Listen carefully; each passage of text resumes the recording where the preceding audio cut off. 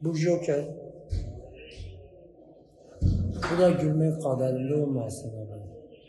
Başka da yok. Bir de burada kuru kafa var. Burada da annem.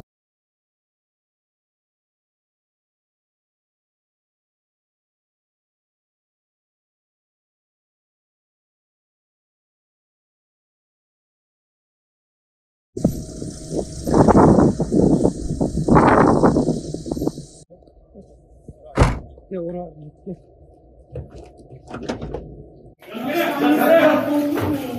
Ya deli polis!